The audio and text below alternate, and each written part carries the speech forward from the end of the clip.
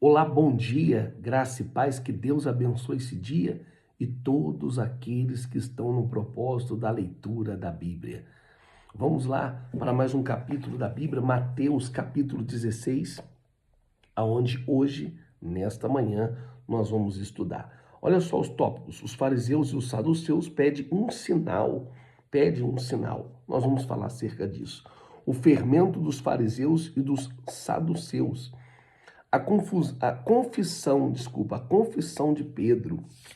Também nós vamos falar isso tudo no capítulo 16. Jesus prediz a sua morte e a sua ressurreição. Então, isso daqui é algo glorioso. Nós já começamos aqui, que diz assim: os fariseus e os saduceus aproximaram-se de Jesus e puseram à prova, pedindo um sinal, e que mostrassem um sinal do céu. Jesus falou assim: não, vocês não vão ter nenhum sinal, a não ser o sinal de Jonas. Porque pela sua desobediência, aquele peixe grande engoliu. Mas também ele estava falando aqui acerca da sua ressurreição, que nós vamos falar mais acerca disso. Então, aqui o capítulo 16 é um dos capítulos mais importantes do Evangelho, que nele Jesus revela de fato, de verdade, a sua identidade e anuncia a sua morte e ensina o verdadeiro significado de ser o seu discípulo. E isso nós estávamos falando domingo na igreja, né? Não o significado de ser um discípulo, mas o que nós, como discípulos, devemos fazer hoje. E é muito forte. Por isso que aqui, quando eles pedem um sinal, os fariseus pedem um sinal, Jesus responde assim, que eles sabem interpretar o tempo olhando para o céu. Porque é assim, se está nublado, porque vai chover, se o céu está limpo, é aquele calor. Jesus está falando, vocês sabem interpretar o céu, mas não sabem as coisas espirituais. E isso é muito forte. Não consegue reconhecer os sinais de Deus que já estão diante deles.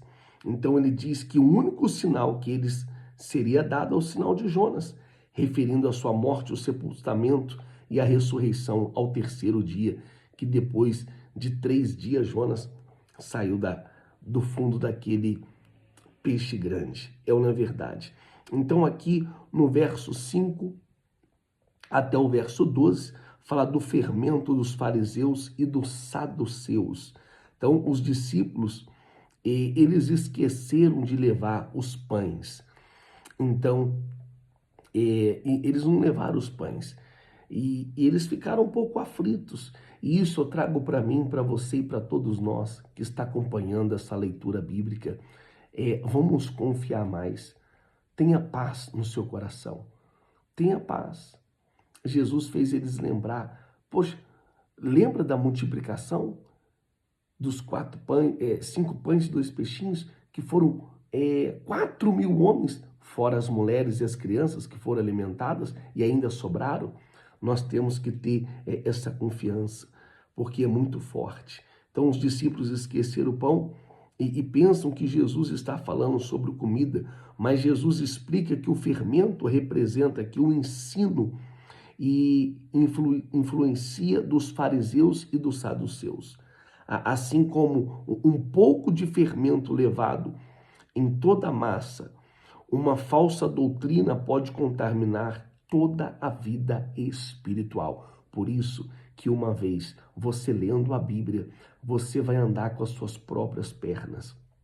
Quantas são as pessoas que, por causa de um fermento, ela pensa que aquela doutrina, aquela religião é a certa e muitas das vezes ela está desagradando a Deus. Por isso que você está aqui todas as manhãs com a gente, lendo a Bíblia, conhecendo acerca da palavra de Deus.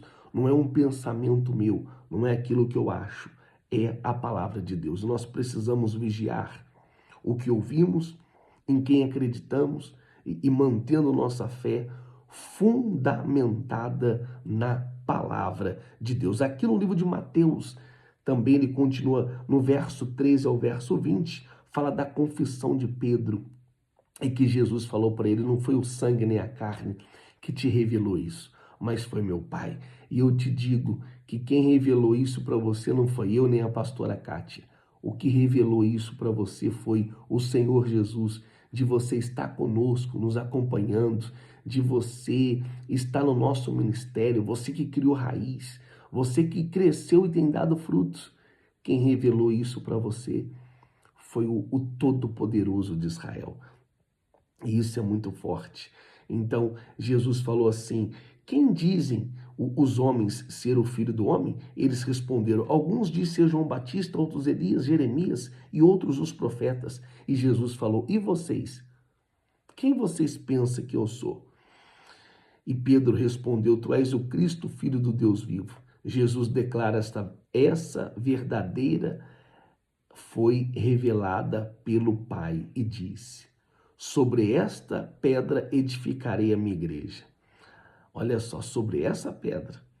Então, muitos aqui estudiosos que com essa confissão de fé de Pedro, que fala aqui que Jesus Cristo é o fundamento sobre a qual a igreja é edificada.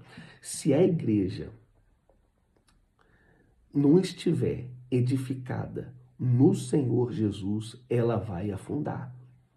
A necessidade, as lutas, as perseguições. A igreja de Cristo, a verdadeira igreja de Cristo está fundamentada no Senhor Jesus. E Jesus falou: Pedro, sobre esta pedra edificarei a minha igreja, e as portas do inferno não vão poder prevalecer. O fundamento da igreja é o Senhor Jesus Cristo.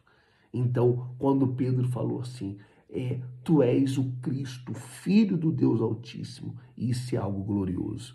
Aqui no verso 21 até o verso 23, Jesus, ele anuncia a sua morte, né? Pela primeira vez, Jesus explica claramente que iria para Jerusalém, sofreria, seria morto e ressuscitaria ao terceiro dia. Pedro, ele tenta impedir. Mas olha o que está escrito aqui na Bíblia.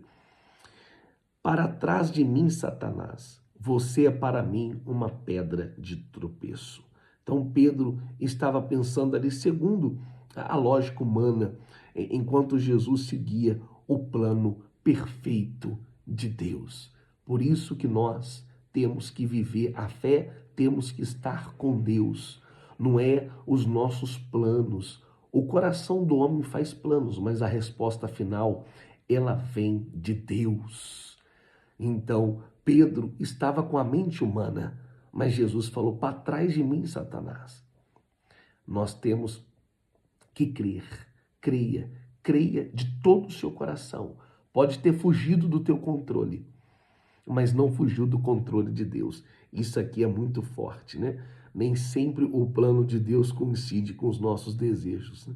Mas o caminho do nosso Deus, os planos de Deus é perfeito. E isso é muito forte. Aqui, no verso 24 ao verso 28, o preço de seguir Jesus, isso daqui é muito forte.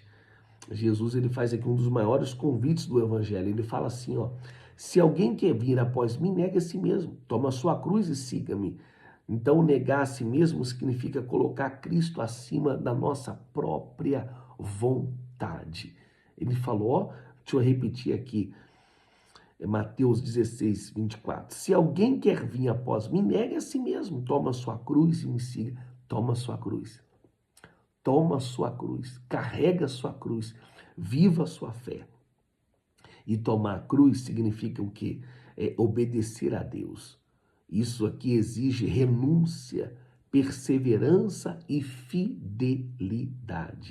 Jesus conclui aqui dizendo: pois o que aproveita o homem ganhar o mundo inteiro e perder a sua alma? É muito forte, né?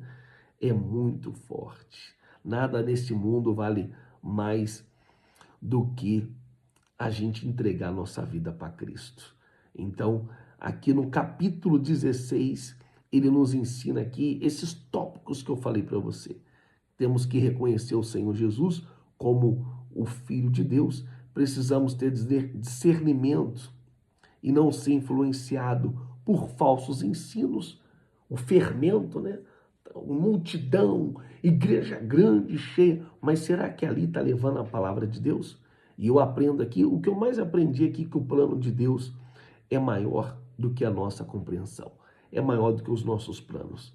Então, e também agora por último, seguir Jesus significa renúncia, é a maior riqueza que é o nosso Cristo Jesus, tá certo? Hoje eu vou ficar por aqui, o Mateus 16, mas amanhã nós vamos voltar aqui com toda a fé, explicando o 17 e o 18. Vai lendo aí, tá certo?